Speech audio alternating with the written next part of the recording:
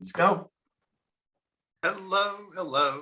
Hello, Bart, man. Say hi. Hey, Tony. Good to see you, man. It's been too How long. are you? I am well. Here come the judge. Something like that. Oh, God, it's been way too long.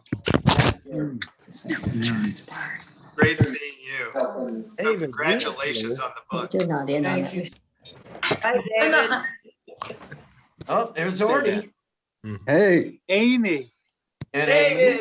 Cousins. Karen.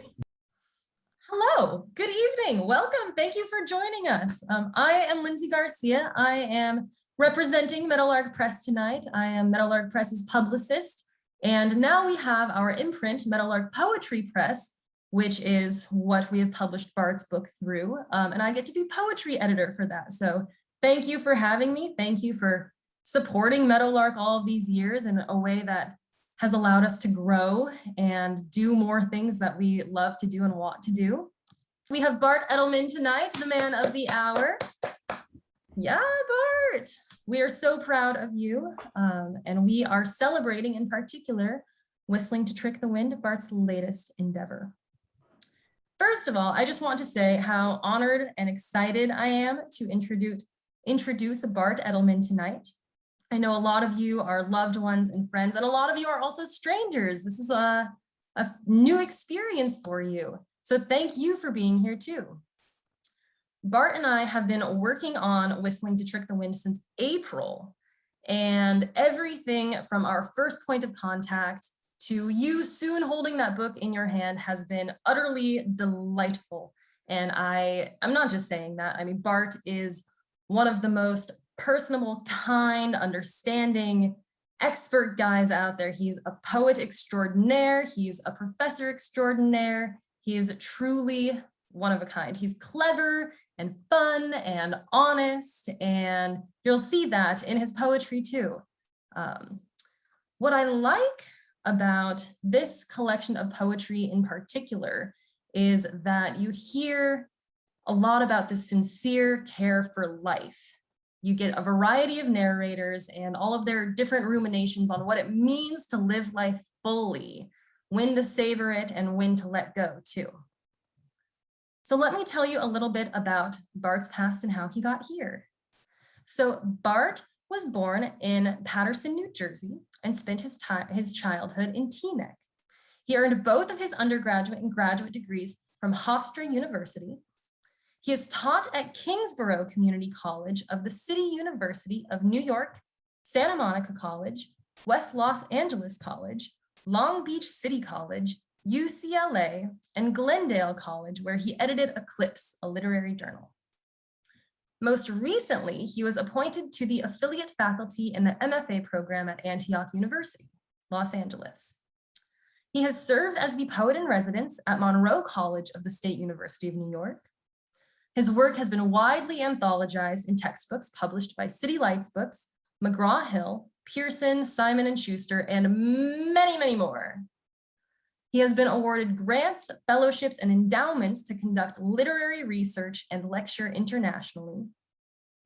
Collections of his work include Crossing the Hackensack, Under Damaris's Dress, The Alphabet of Love, The Gentleman, The Last Mojito, The Geographer's Wife, and now Whistling to Trick the Wind. Bart, tonight we raise our glass to you. Dear audience, please join me in welcoming Bart Edelman. Woo. Thanks everyone who's here in all time zones in the United States and even beyond. I appreciate your zooming in and sharing this reading on a Friday night before Thanksgiving. My appreciation to Tracy Simmons and Lindsay Garcia and all the folks at Meadowlark know no bounds. My special thanks to Kevin Rabus, whose encouragement was limitless. He believed in the project and helped select and direct the poetry's order. Thanks to Deborah McMillan Nearing for the smashing cover art that she came up with. A tip of the hat to Susan Cisco for her proofreading and editing skills. And finally, to Charles Harper Webb, who first read the manuscript in its infancy state. I thought I'd open with a poem that I thought was apt. If you have a publisher whose name is Meadowlark, perhaps there's a woodpecker nearby. This poem was first published in Interlit Q, a European literary journal. This is the woodpecker. To know the length of my shadow grows smaller and smaller each year, makes me pause in mid-thought, unable to complete the sentence it seems I need serve. I realize no escape is possible. Fate has a way of convincing even the most ardent skeptic we can only go so far before the last chip is cashed, and we're no longer playing with the benefit of house money. Each night as sleep approaches, if I'm lucky enough to find it, I ask myself what I've done to earn admission into heaven. That I often come up empty gives me ample cause for sorrow. And I think that time appears short. I must learn to do better, should I expect a reprieve. When the morning mercifully arrives, I hear my friend, the woodpecker, drilling patiently outside the window. Is his work any different than mine? This next poem was first published in the Main Street Rag anthology, Coming Off the Line, edited by Steve and Matt Taylor. To claim the dead. He knew all along it would have to end. She could only be driven so far. He didn't have enough gas in his tank for the likes of her. Forget the water, oil, and antifreeze. She had already slowly begun to apply the brakes, despite her pretty feet resting nowhere near the pedal. He'd been foolish to think otherwise, believe a future existed when they had not embraced the past, and the present was less than promising. He realized she wanted to go places, travel in circles that made him dizzy, shift twice and ask questions later, even if she stalled out along the way. A smart man would have seen this coming, stayed far out of her lane, allowed her to pass with caution. But he wasn't that man, far from it. What on earth would he tell his pals after it all came crashing down? They'd warned him from the start, said she was out of his league, and he had her picture to prove it. He knew it was pathetic, that he couldn't possibly stop, pull over to the side of the road, turn his emergency blinkers on, wait for the sound the ambulance made when it came to claim the dead. Actors command a certain, almost untoward amount of respect, I think, reverence in our country. When they used to ask students who were their heroes, they usually came up with political figures. Almost always it was the president. That certainly is not the case now because of so many things, especially polarity. However, people still worship actors and figures. This is a poem called I Love You Truly, George Clooney. Oh, George Clooney, what I wouldn't do for you. Clean you, clothe you, cook for you, carry your protest signs up and down Fifth Avenue, challenge every single rumor concerning your so-called sexuality, as if ambiguity were a crime. Oh, George Clooney, if you could only come home to me each night in Staten Island, we'd make beautiful music until the wee hours, you'd see. I'd buy you chocolates and an array of flowers to christen the life we'd share. I'd swear my devotion to you on a stack of leather Bibles stretched as high as the Empire State Building. Oh, George Clooney, I'd proudly play Catwoman if you'll remain Batman. And you won't desire Lake Como once you view the little nest I've built for us on Richmond Avenue, one story above Al's Deli, where the brisket and rye make you tremble and sigh. Oh, George Clooney, you won't need to save another soul in the world once you surrender to me. There'll be enough peace between us. You won't have to travel the globe seeking another righteous cause. Oh, sweet brother, where art thou? I love you truly, George Clooney.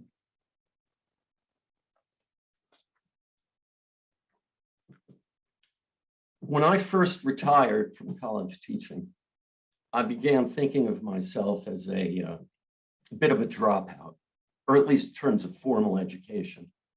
And I started to think of all the students I had who had dropped out of classes as well. I thought maybe I understood their plight a little more. This poem is called King of the Dropouts. Disengage, disengage, disengage. It's all I do these days, post-retirement, if you will. I'm the king of the dropouts, releasing everything I once grasped in the heyday, hubbub, Heisenberg, when I couldn't race fast enough to catch the next train to Clarksville, no matter who is at the station, offering me the meteoric ride. Now, it's always summer in the winter of my mind. I travel where I desire, free to do as I please, measure the morning wind, basic directions I chart, with nothing more than a hat and a pair of leather boots to keep me upright and steady, even on the heels of detachment. I no longer require a home, just a post office box in case rare news must reach me. As far as friends are concerned, the fewer the better, at least in this realm. It took a lifetime and a half for me to relinquish the past, lock expectations in memory drawers, combinations long forgotten.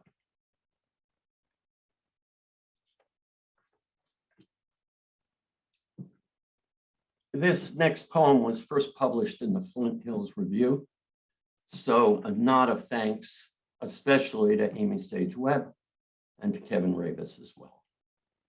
The Business of Love. I should have retired from the business of love while I still had the chance, but I was foolish and far too unwise for my own good. I should have called it a day, refused the transaction, placed a sign upon my door, left the little shop I opened before the war when hope remained an option. I should have been clever, concealed my many motives, kept a few coins in my vest, never let anyone else know the fear I fought each night, just thinking of being alone. I should have realized what it was I had to lose, how solitude is only an offer until the final bill comes due, calculated all I'd need to pay for my investment in you.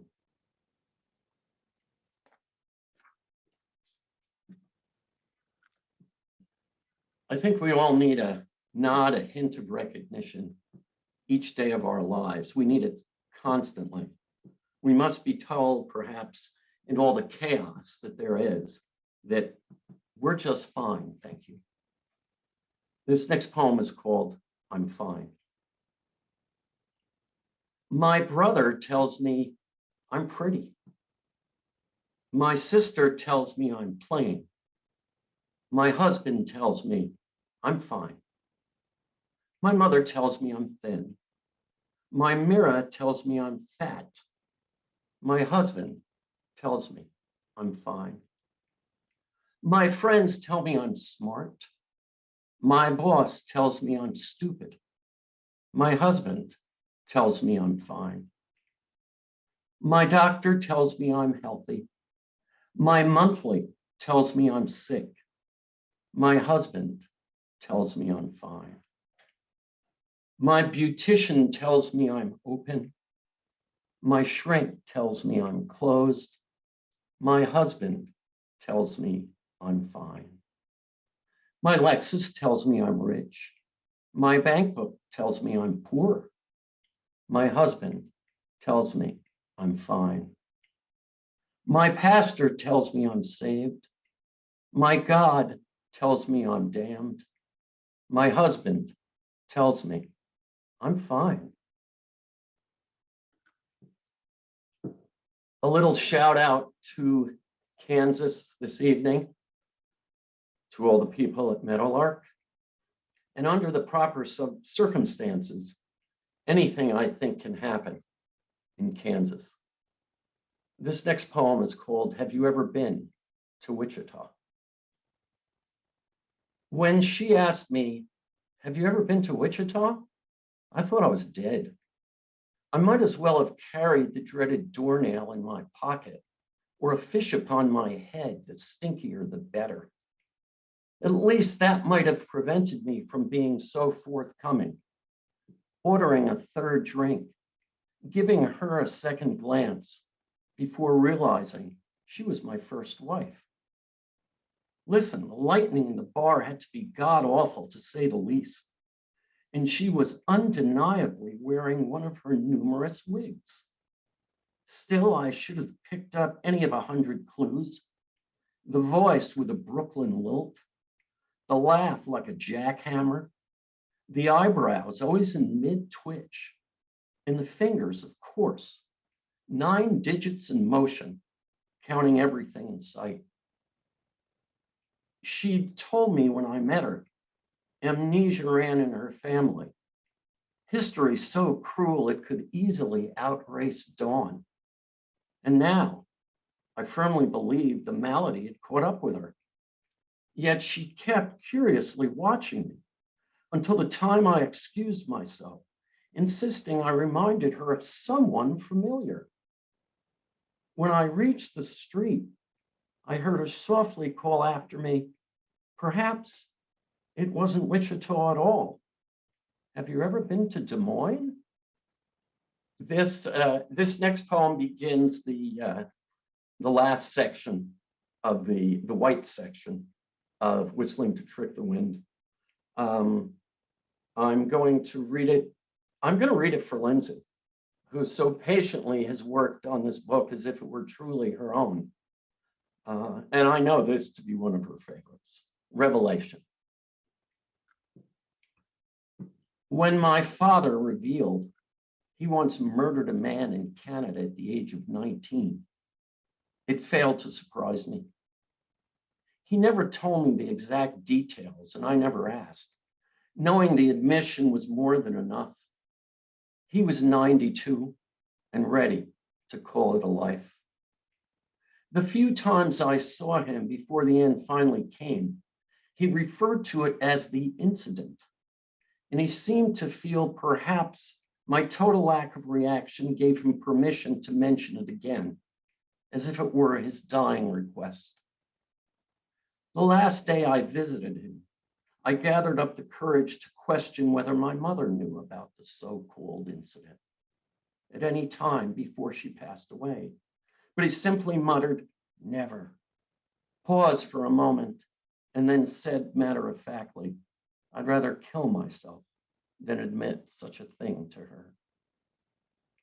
After my father's death, for the first time since I was a small boy, I began to wish I were not an only child, remembering how lonely I felt on certain weekday afternoons in the white heat of summer when the weight of tomorrow had not yet arrived at my front door. We all have a list. I guess most people call it a bucket list. I've never quite understood that with the image of the bucket, but it's there. These things we'd like to do or accomplish before we are no more. This, I'm certain, is just one of many. What I wish I'd done. Graduated high school. French kissed my second cousin. Allowed my beard to grow out. Hang glided when I had the chance. Sung in a heavy metal band. Quit that job in the circus. Married the dancer from Detroit. tried to make amends with my parents, cried at my best friend's funeral, kept my given name, opened a hipster bar, escaped the me generation, purchased a larger house, waxed the dog each weekend, lent my jigsaw to a neighbor, neglected the yard work more often, yelled less at the postmistress, bought that little blue Miata, uncorked better bottles of wine, vowed to learn the tango, drawn at least one self-portrait, run the Boston Marathon, judged nobody but myself, zipped my mouth shut each morning, invoked the serenity prayer at night, x-rayed that tumor much sooner. This next piece, I don't know if David Garion is out there somewhere. I think he is, and he might be out there. I'm here, Bart. I'm here. There, hey, how are you, David? I'm great. I'm great. Great to see you, Bart. David is in Italy. So Yes. a special thanks to David, a special thanks to the wonderful interview I did with him in Interlit Q. My pleasure, Bart. My pleasure. Great. And so this is a prose poem. It's a longer piece. Someone might say it's close to flash fiction. But I want to read this especially for David. It's called Towards Sleep. Solomon Schwartz seldom slept. In fact, if the hard truth be known, Solly hadn't slept for years. Honest. His lack of sleep boggled the minds of doctors he sought for treatment. And there wasn't a sleep clinic in any of the 5 boroughs that wasn't familiar with him. Lately, Solly had taken up quarters in the spare bedroom of the apartment he shared with Gert, his wife of 40 years. Since their marriage, they had lived in the apartment on Bleecker Street in Greenwich Village. Now that Solly was almost wholly without sleep, he decided it would be cruel to keep Gert up each night with his own restlessness. So, long before midnight, he left Gert and quietly made his way across the hall, where he buried himself in books and television to help pass the unforgiving nights. Solly was a freak of nature, plain and simple. The last time he had actually slept for more than a moment was the summer of 1979.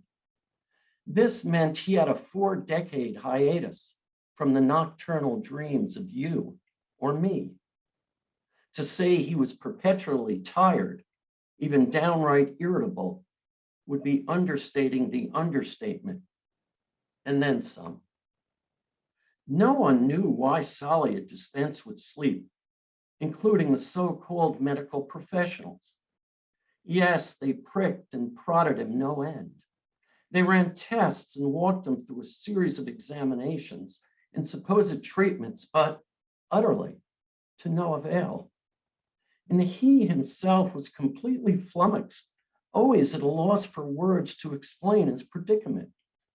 It just seemed to happen, much like the D train pulling into the subway station on time, or a delivery man from Domino's ringing the doorbell and presenting you with a pizza you don't believe you ordered, especially if it has anchovies. Yes, sir, simple as that, really. Often life has no meaning whatsoever. But back to Solly and his plight. The poor man racked his brain day and night.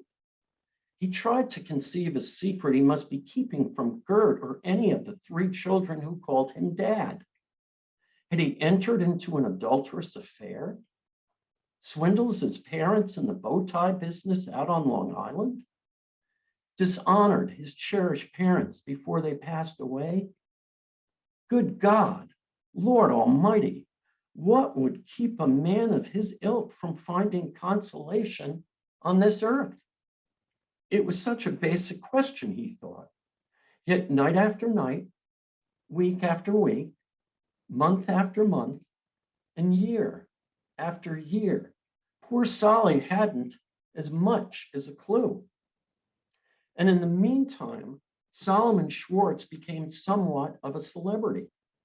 The New York newspapers, hungry for the famous or infamous, devoted columns to him. Magazines spewed articles concerning his condition, and the doctors, of course, filled journal after journal with medical jargon and various explanations for the man of wonder, AKA the sleepless bow tie salesman of the night.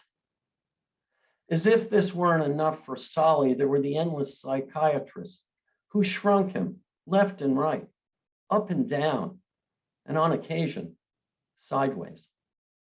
Even his children were confused and refused to visit him, often cowering in a corner when they felt guilty enough to show up on a major holiday or two.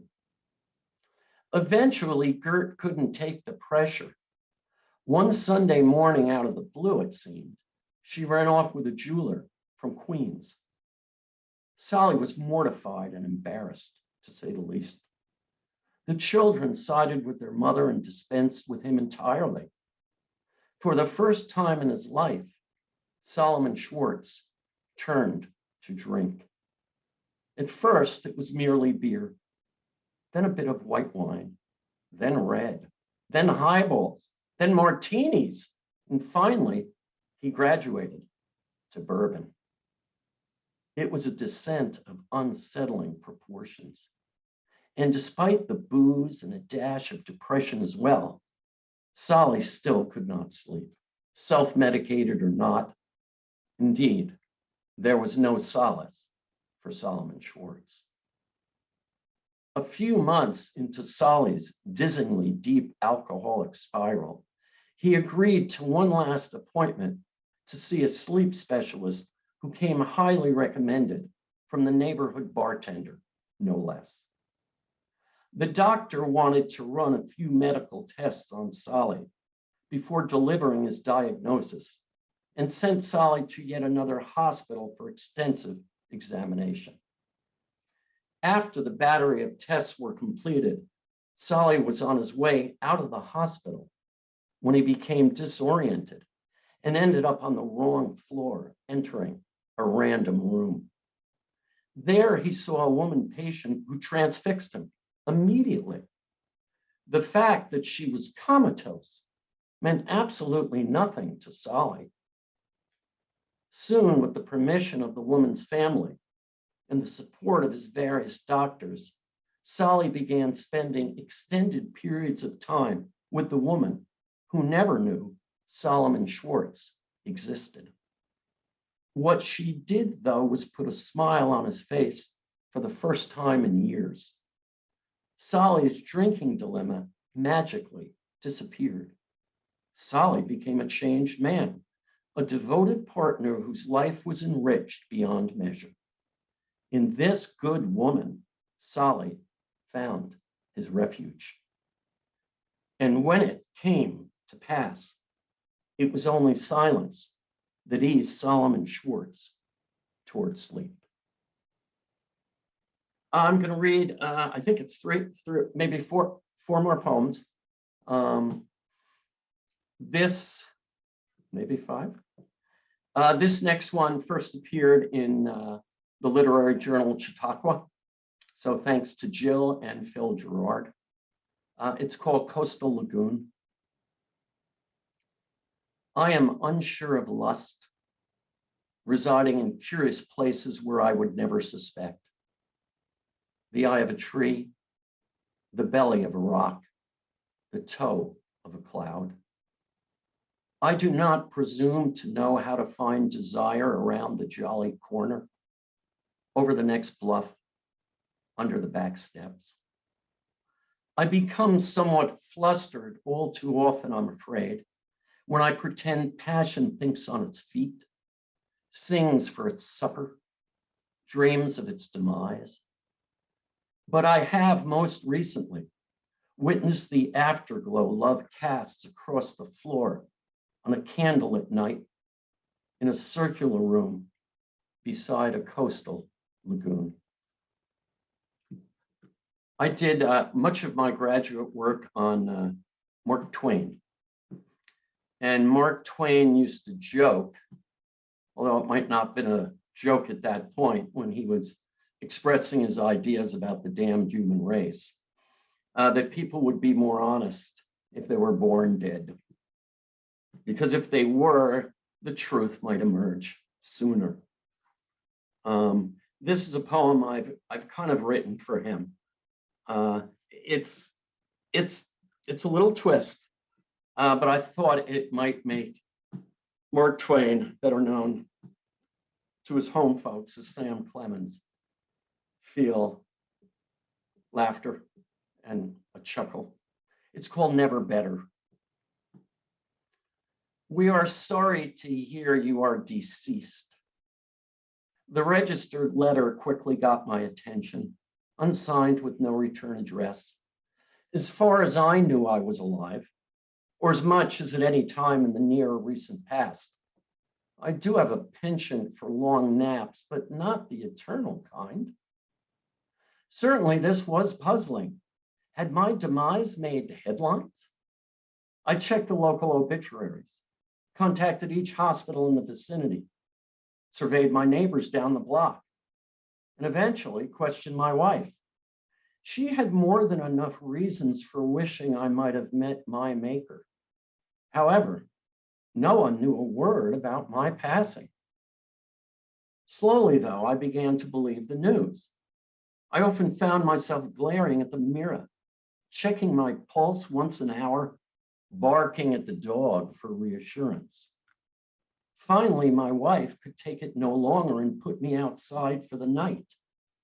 I was in a state of utter confusion. Then one day I went to the market for the first time in months to purchase a pack of menthol smokes. When I offered the cashier money, he just laughed hysterically and said, "The dead pay no bills in this establishment. Who in his right mind would want their cash?" By God, his words were electric. Suddenly, I was at peace in the world. I carried my letter everywhere I went and paid for nothing at all, not even a stick of gum. Even my wife agreed to leave the house with me, although she always kept a leash in her purse. Now, I enjoy being dead. Never felt better in my life. Just wish I had departed years ago. From Mark Twain to Dylan Thomas, who wrote, I believe, one of the most poignant villanelles ever. He called it "Do Not Go Gentle Into That Good Night." And I believe he wrote it either for his father or at least some type of father figure, telling him to rage against the dying light. I wrote this poem, a villanelle as well, and I wrote it for my mother to ease her burden in her last years. The poem's direction is quite different from Dylan Thomas's. This poem first appeared in the Bryant Review, and it's called Go Gentle Into That Good Night, after Dylan Thomas. Please, please go gentle into that good night. Old age should never burn at close of day, and do not rage against the dying light. Wise women at their end know death is right, because their words leave little left to say. Please, please go gentle into that good night. Good women watch each wave and see how bright their deeds have danced across the silver bay, and do not rage against the dying light. Wild women catch and sing the sun in flight. They learn to let grief hurry on its way. Please, please go gentle into that good night. Brave women near the last adjust their sight through eyes that search to find a final ray. They do not rage against the dying light. And you, my mother, climb the lofty height. Bless every step you calmly take, I pray. Please, please go gentle into that good night, and do not rage against the dying light. I'm lucky enough tonight to read a poem for my mother. And this next poem is for my wife, Kim, and it's called How I Came to You. Bankrupt, petty, poor, without a drop of honey coursing through my veins, the ire from another life I led in slow motion. When my soul departed, the moment I turned away to scowl at the stars. Aimless, shiftless, stuck in nothing except the mire I could not escape, but grew to embrace. Because once you wear the cloak of loneliness, day in and day out, you don't know how else to dress. Admit, permit, submit. Vows I refused to keep until I came to you and heard you reveal them for the first time. This gift, a blessing to free me from myself. And the last poem I'm going to read,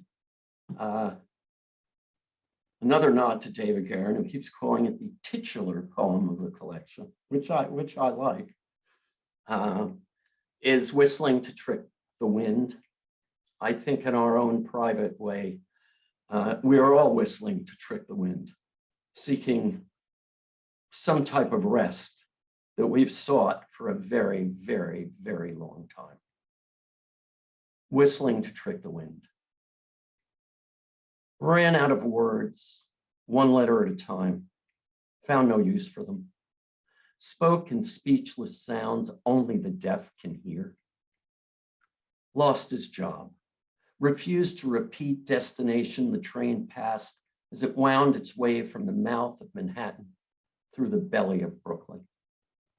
Gave his friends the heave-ho when they requested an intervention, paid the neighbors for their services, climbed up the roof in the dark and communed with the moon, came to believe in a God whose perfection was never in question, promised to wire his mouth shut if the Almighty would agree to keep his miracles to himself, lived a rather fruitful life in the company of boulders, too old and tired to converse, took his final act of contrition, whistling to trick the wind. Thank you, folks. Thank all of you for being here. It's been a wonderful pleasure reading for you.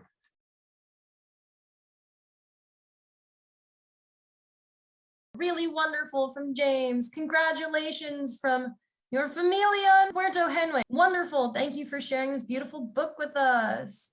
So thank you so much, Bart. Great to see you today. Thank you for this wonderful reading. I'd like to talk about the poem Whistling to Trick the Wind and also the title, if we may.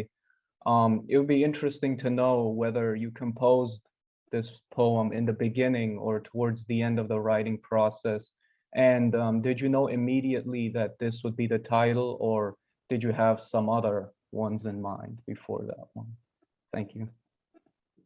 I think that it actually came somewhere probably in the middle. I did not know when I composed it that that would be the poem that would be employed in terms of the title. I just found, after going through the other poems, that there seemed to be somewhat of an arc or a common theme in terms of narrators or speakers who are trying their best to kind of make their own piece in a very difficult and chaotic world. And I think that it was pretty simple once it became clear where the manuscript was going. that would be a good poem. I toyed with the idea of possibly putting it first in the collection, but very quickly came to the decision that it would be much better at the end, because I thought it expressed so much more at the end, especially for all of us that are just trying to do what we can in order to kind of make peace with the life that we have drawn for ourselves. Thank you. Thank you, Bart. You're welcome. Thanks, David. Any other hand raisers? I'll keep looking at the chat too.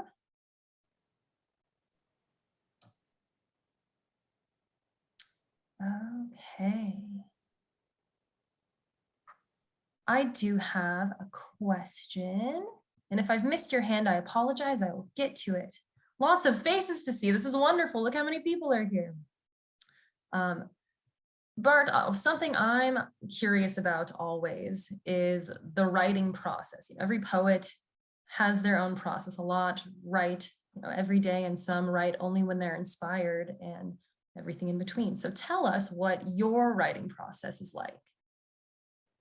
Oh my God, I'd have to kill you, I think, first. It's just a very patient process of each day trying to write. It's facing that blank page, because I would say most of the time I sit down, I do not have, there are poets who, they even work out the poem in their mind. And by the time they sit down, it kind of spews out of them. It's been percolating for a long time. In many cases, I just have to leave the window open, as I think William Stafford used to say. And I just hope that something does come through. Sometimes it comes through very easily, but most of the time it doesn't. It is a painful process in its own way. It's little by little, and sometimes you're happy in 2 hours if you find a line or two that you like. Sometimes 1 or 2 lines out of 25 are the only ones that survive, and then you use it later. You mentioned one of my books before, Under Damaris's Dress. In that poem, it began under Damaris's umbrella. It sat in a drawer for at least 7, 8, 9 months. And I don't know why, but at one point I pulled it out and said, Under Damaris's umbrella is not really that interesting. Under Damaris's dress is much more interesting. And immediately that clicked. And then in 40 minutes, I wrote something that can take me weeks to write. So I don't have an exact answer for you. I just know that I need to have time. And when I sit down, I usually do it later in the day so that I can sit there, and if nothing happens, I have a lot of time. I don't sit down if I only have a half hour or 45 minutes, unless I'm revising something and I know I'm just looking at 2 or 3 lines. So as I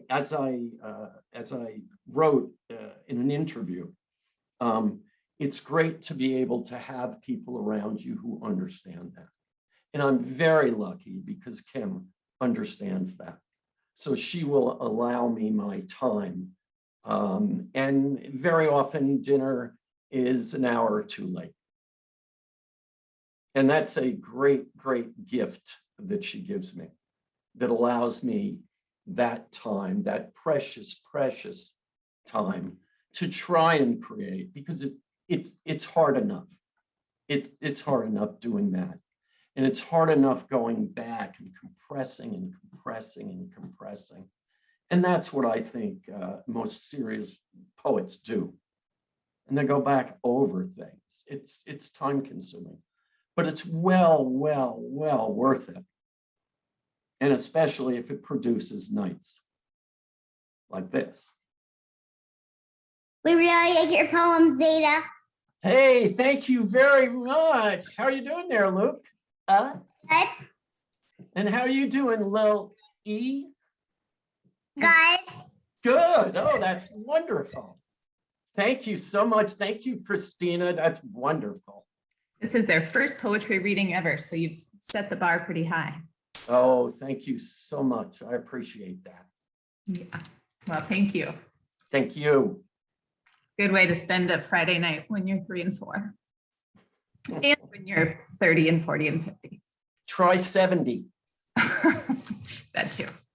Bart, how are you? Hey, how are you doing? Good. Hey, it was Jeff, great. it was a real pleasure meeting you and your wife this summer.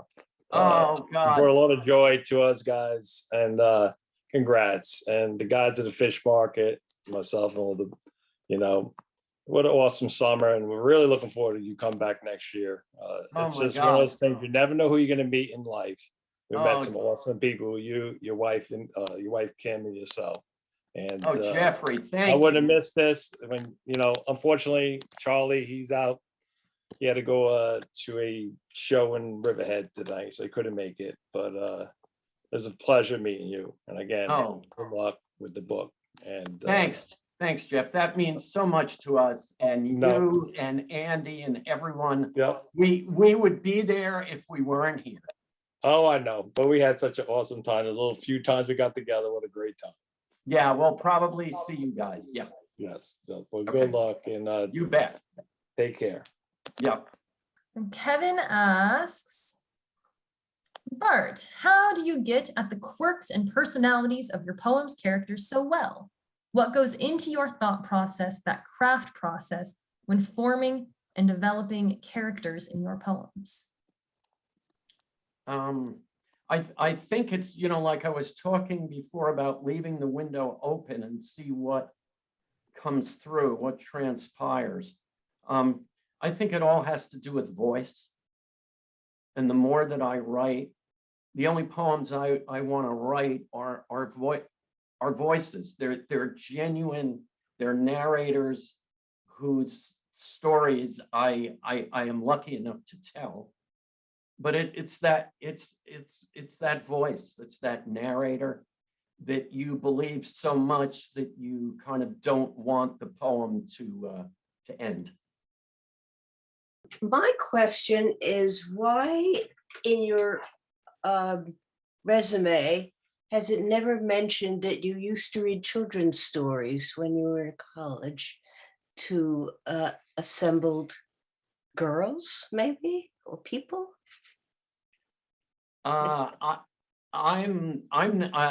Enlighten me a little more. I remember that you read bedtime stories when you were in college to assembled college students. Really? But if you've forgotten, that's understandable that you don't put it in your resume. No, you've got a better memory than I do. You've got a better memory than I do. I love reading bedtime stories. Well, I love usually reading them to children. Well, But college girls for children. yes, college girls are definitely children. Yes. Anyhow, my Miata's for sale. All right. Well, let's see if we can unload that puppy.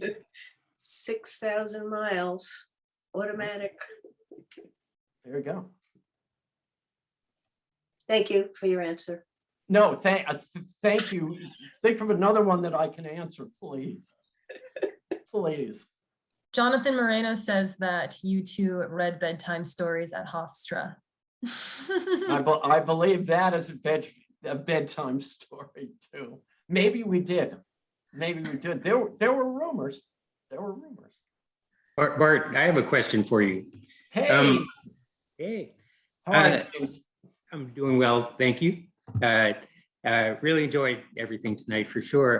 The question that kind of is coming to mind for me is, I wondered if you wrote a lot or had other creative kind of interests when you were a kid or really young, and how your parents supported your creative interests. I think about it as a parent of a son who's also a poet and who's Yes. gravitating toward academia, Right. and how that works perfect for the parent who struggles with the creative child. Like, well, how are you going to make a living? You know, Right. and you have health insurance. So I'm just curious about your early life in terms of any encouragement or whether you were discouraged from being a creative, having a creative life, I guess. Yeah, the encouragement definitely would have come from my mother, a lot more than my father. My father was very practical. And yet when I went to graduate school for English and he knew I was going to teach, he was very supportive, but not in the beginning. My mother had an absolute love of words and expressions. And I think that I gleaned so much from her. I'm still trying to unravel all the expressions from childhood that she used and where they came from. But I also read a great deal. And it just began with, sports biographies and the Hardy Boys, things like that. But I just remember absolutely with my flashlight in bed under the covers, doing as much reading as I could until I was caught.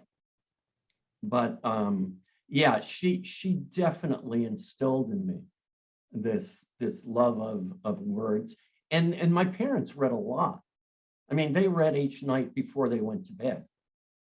She would read novels, he would read mysteries, but they did, and they certainly encouraged me. And then I started writing poetry, mostly in college at Hofstra.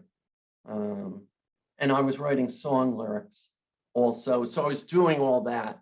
But that early, I think that early encouragement was incredibly important. Excellent. Thanks for sharing. Oh, thank you. Francine Martin says, your poem for your mother reminded me of our childhood on Warren Parkway. How lovely and welcoming she was when our family moved there 65 years ago. I loved her kugel. You and your brothers loved my mom's pot roast. Seems that We loved Helen Martin's pot roast and her, I think it was Francine, I think it was moon pie. I think she made something like a moon pie that was great. I have to tell you, and I have a suspicion that a lot of people may feel this way also when hearing a poet, particularly someone who writes with such powerful metaphors as you do. I feel particularly slow when I hear somebody like you reading your poems, because I think it takes a while for me to actually get, the only way I understand them is by actually looking at the spoken word. And I'm just wondering what type of, whether you sense a reaction, a different type of reaction when you are, when you're reading a poem and when your audience has a chance to actually slow down and get, because it's very difficult to get strong metaphors and the visual images that you get from your words by hearing them quickly, no matter how slowly you read them. I don't know whether I'm saying exactly, maybe I'm just explaining the difficulty I have when, and you're not the only poet that I feel this response to. I've got to slow it down in order to actually get what you're saying. Jules, of course, there's no question. I try when I read to try and read a little more narrative poems. There's a lot of philosophical, existential, there are more in here that of course I wouldn't read for many different reasons. I think it's kind of a layering process. And I'd like to think it's part of what you might call, forgive the word, complex poetry, which just means that there are layers and shades of meanings, that the metaphors themselves in any figurative language help to bring that out even more, give you illusion, a multiplicity of meanings. I'd like to think that the poems can be enjoyed on different levels. I was just gonna say that. I was just going to say that, yeah, because essentially what we're doing is we're getting sort of a quickie. Sure. And then you sit down and you read it, and it's much richer and a lot different, or a lot deeper, right? Of course, of Yeah. course. That, And that's hard to pull off. Believe me, even doing this, when I can't, I'm used to doing readings, and I'm looking at people in the audience as I'm reading, and Right. I can gauge certain things. Believe me, this is great, and it's just wonderful. But there's certain things that you can't do, and I think it is akin to the fact that you don't have the poem in front of you. And I know that you two have talked about, I believe, weren't you driving across, or were you were driving and one was reading to the other? yes. First of all, I'm surprised you didn't get into a whole bunch of accidents. But secondly, I know the way that you, and the way that most people, serious readers, they do read, they unravel things. And it's not like, I think, a poet, or in this case, it's not like I'm trying to obfuscate something or make it difficult. I am just writing something, and then maybe as the revision process goes, you go, if I were to put this in there, it would allow for a little more complexity and a multiplicity of meanings that may take it from this place to that place. So I know exactly what you're talking about.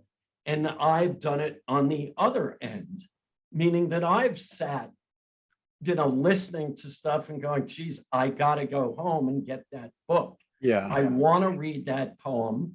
I want to spend time with it. So you're spot on. The only thing Go on. No, the only thing I try and do again is read when it's a reading like this. Yeah, it's a little more narrative things, so you can at least follow the speaker, the voice, and then subsequent readings maybe will bring out a certain elusive quality to it. A perfect example was that recent professor's video that that took apart. I think it was just a few weeks ago, wasn't it, that you sent it? The chemistry experiment video. Yes. Oh yes, yeah. Oh, that guy's somewhere in Wyoming. Very interesting. Yeah, but it really, I mean, that was not a poem you could quickly get, right, digest, and understand. Well, again, a poem like that works, I think, on two levels. Yeah. One is, oh yeah, they were in this experiment. And it's very funny because this new book, Whistling to Trick the Wind, you'll read, there's a poem in there called Chemistry Experiment Revisited. Right. Oh. So you'll be able to look, it's right. I won't explain it to you or anything. Right. So no, I get it. Thank you. Thank you for bringing all that up. Thank you. Hello, Gila. I hope you're feeling well, my dear. Oh, much, much better. Thank you. By the way, I loved when we were driving across, I loved reading your poems out loud to Jules. And there is something about reading them out loud that gives you a deeper sense somehow of the poem and of the characters that you build into your poems. Especially when you can repeat them. Right. So you really have, I mean. Yeah. So there's, Well, yeah, here's the that's question. what you're writing for. Yes, You're not writing just for an evening and Right. doing a reading. You want someone to read over your work and digest it. so Arya DeCappa, back to the beginning. So when are we getting our books? I think already- those books, I think in a No. few weeks, they'll be in your hot little hands. Thanks for your patience.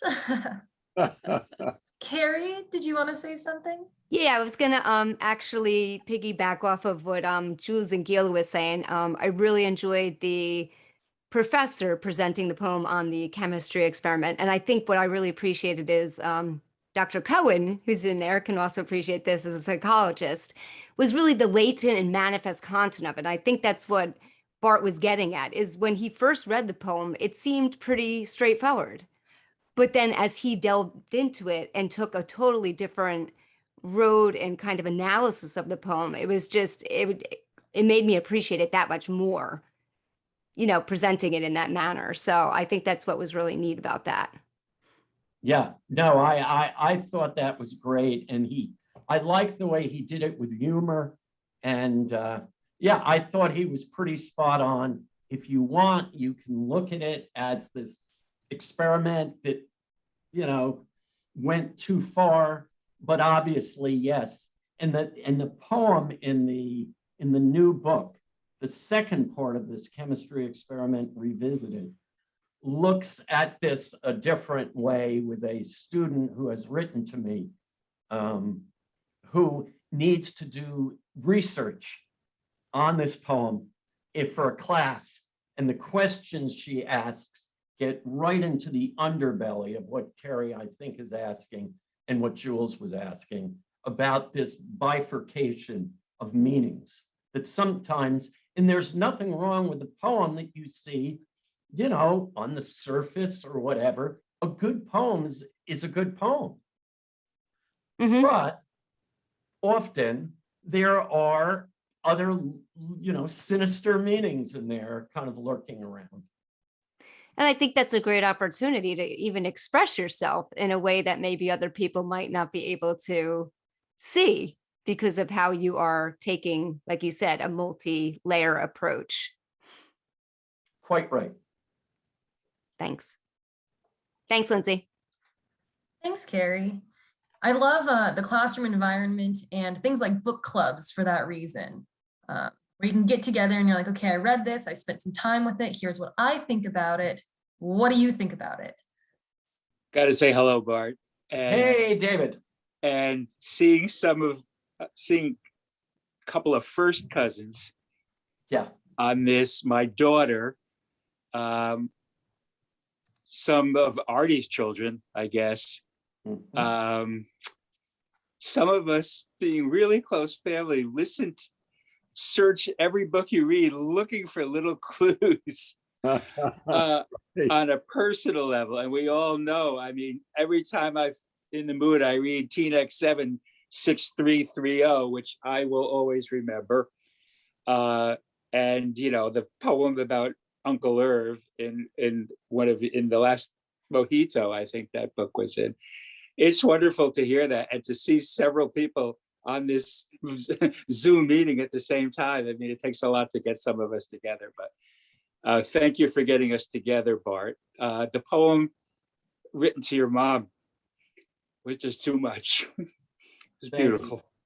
Thank you. And if I'm not mistaken, was it Armory 84661? Yes. Although that was our second number. Right. At first it was Lambert 38621, but I haven't written a poem. And You Jules, will. you were Sherwood 28093. That's right. And I'm not going to let Amy go. It was Cloverdale 83792. Is that right? I didn't know Brooklyn. The Sarver clan strikes again. Yeah, there are representatives of all four sisters on this. Yes. So I'm not the only one. They're all, it's all. I want to say that I think the love of language really was a Sarver sister trait. I made a cassette tape of the four of them talking one year, They really did love words, but they really loved language. And I just wanted to say one other thing. When we were kids, we had to memorize a poem. And I'm just wondering, Bart, if you want to make a comment about how we didn't memorize short stories. I mean, maybe we memorized political addresses, but what do you think about the value now of having children memorize a poem? Because you talked about revisiting it, and Jules talked about seeing it, and maybe there's something really of value. I think it's a great thing. The only aspect that I might change is somehow allowing a child to pick what that poem was. Oh, we did. I know that I went to Eugene Field School, so I had to memorize Little Boy Blue. And then there was something with the Civil War, and I had to memorize, I think, a Whitman poem. I think When Lilacs Last and then something bloomed, whatever it was. So the only thing I would do is I would make sure that the child was able, the student was able to, memorize something that he or she really wanted. Maybe we were just more progressive on Long Island. We always got to pick our own poems. Well, you had a lot of bow tie salesmen out there called Solomon. We did, but they would travel into the city, of course. Yeah. I want to say hi to Bart and thanks for the invite. Yeah. Hi, Laura. It's great Bart. to see you. Muchos años, a lot of years I haven't seen you or talked to you. I know. How are things in Phoenix? They're okay. They're okay. Thanks. Yeah, but wonderful readings, and I'm glad to have been able to, hear you. Thank you so much, Laura. Good to see you. Yes. And see my nephew and my niece. Yeah, right there, huh? Craig. Hi, Craig. Yeah, I know. I get to see everybody. So thanks, Fran. Oh, you're welcome. Thank you for showing up. Yeah, thanks. Thank you all, and thank you, Bart. Thank you, Lindsay. Thank you, everyone who showed up. Lovely seeing everybody.